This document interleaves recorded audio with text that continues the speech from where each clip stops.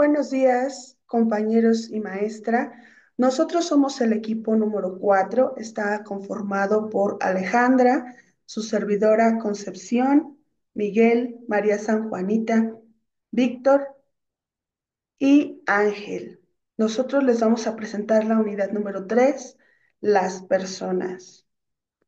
Nuestro tema está compuesto por la definición de qué es una persona dentro del derecho romano. También veremos lo que es el estatus o cuántos estatus tenían dentro del derecho romano las personas, que son tres.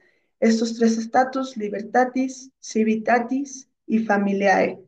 Estos los iremos desglosando poco a poco durante nuestra exposición. Yo voy a comenzar con una breve introducción en la que más o menos pondremos las definiciones de todos lo que revisaremos durante la exposición. Voy a comenzar con la definición de persona. Una persona es todo ser capaz de tener derechos y obligaciones. Dentro del derecho romano, no todos los seres humanos son personas. Tenían que tener estas características, tener la capacidad de tener derechos y obligaciones. Se dividía en dos: personas físicas y morales. Si se fijan, es muy parecido a lo que en día de hoy tenemos en el derecho fiscal.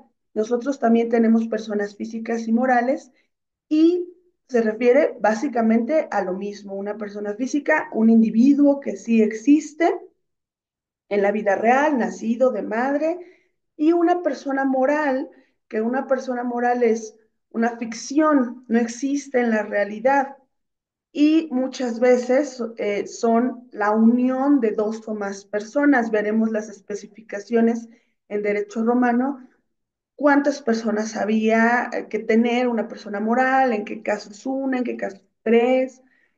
En el caso de la persona física, no todos eran personas, como les comentaba. Entonces vamos a ver una clasificación un poquito más amplia de qué era la persona física.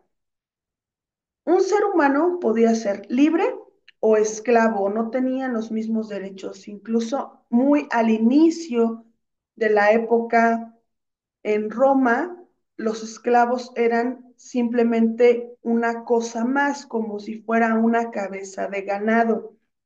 Y era una cosa refiriéndome a que podía ser propiedad de otra persona y también tenía derecho a hacer lo que le placiera con esa cosa, ya sea hasta privarlo de la vida. Un poco más adelante en el derecho romano vimos que se comienzan a tener un poco de derechos como el derecho a la vida, pero esto ya es mucho más adelante, recordando que la clase pasada estuvo la licenciada explicándonos cuáles eran las etapas con las que sufrió el derecho romano. Ahora, en cuanto a las personas libres, tampoco todas eran iguales. Había ciudadanos romanos y no ciudadanos. En el caso de los ciudadanos, podían haber nacido así, ya como personas libres, de una madre libre, y ellos eran los ingenuos, y las personas que en algún momento habían sido esclavas, pero ganaron su libertad por una situación específica, eran los libertinos. Ahora, los ingenuos tampoco eran iguales entre sí, también habían divisiones. La persona que tenía todas las características era el sui iuris, que es el pater familia o el padre de familia. Era el jefe, el que tenía todos los derechos completos y que se le consideraba una persona completa. Entonces, de todas las clasificaciones que vemos aquí, esta era la única persona que tenía todas sus características completas. Era lo más deseado y no todas las personas tenían permitido llegar hasta allá. En el caso del alieni iuris son los hijos, las esposas, todas las personas que están en tutela de este pater familia. En el caso de los hijos como filia familias y las esposas manos, ellos no podían contratar, no podían trabajar, no podían, muchos de sus derechos los tenían que ejercer a través del pater familia, incluso el derecho de la propiedad. Entonces, si yo no poseo, tampoco tengo la libertad de heredar, ni de comprar, ni de vender, ni de rentar. Entonces, todo esto es a través del pater familia. Ahora, también estaba la figura de la curatela en ese entonces para las personas que sufrían alguna alteración en su facultad mental. También ellos eran eh, representados por el pater familia. En cuanto a los no ciudadanos, tenemos dos clasificaciones. Los latinos, que eran personas como los Vetere, Coloniari y Luninani, que ellos eran personas pertenecientes a algunos pueblos cerca de Roma, ahí mismo en Italia, por ejemplo, Lacio o algunas colonias romanas. Estas personas tenían sí algunos derechos no completos, pero podían hacer actos entre las personas vivas. Sin embargo, no podían heredar. Entonces, todo lo que yo hiciera, hasta ahí quedaba, no podía pasarlo a mis hijos. En cuanto a los esclavos, bueno, no hay clasificaciones, ellos simplemente carecían de los derechos. En cuestión de las personas morales, que dijimos que son personas jurídicas también, personas ideales, se clasifican en dos, ya sea asociaciones o fundaciones. En el caso de las fundaciones, no fueron tan, tan útiles durante estos periodos de Roma, sino ya está muy al final de la época romana. Podrían ser públicas o privadas. En el caso de las fundaciones, podía ser una única persona la que decidiera que un patrimonio iba a estar afectado o que se iba a dar hacia un fin de beneficio social, un fin religioso, de beneficencia. Entonces, podía ser una persona o más, no, ahí no había ningún problema, pero aquí básicamente lo que afectaba era el patrimonio. En cuanto a las asociaciones, aquí sí se requerían de tres personas. En un principio de la época romana solamente era necesario que se juntaran las personas y comenzaran a hacer este negocio, pero más adelante ya se requirió que fuera aprobado por la ley, es decir, que se les diera una autorización a través ya sea de una ley, de un senado consulto o de una constitución imperial. Entonces, esto ya fue hasta la época republicana, donde se les solicitó que tuvieran estos requisitos, además de que tenían que tener un estatuto parecido a lo que hoy conoceríamos como un acta constitutiva, donde a qué se van a dedicar, que sea un fin lícito y todos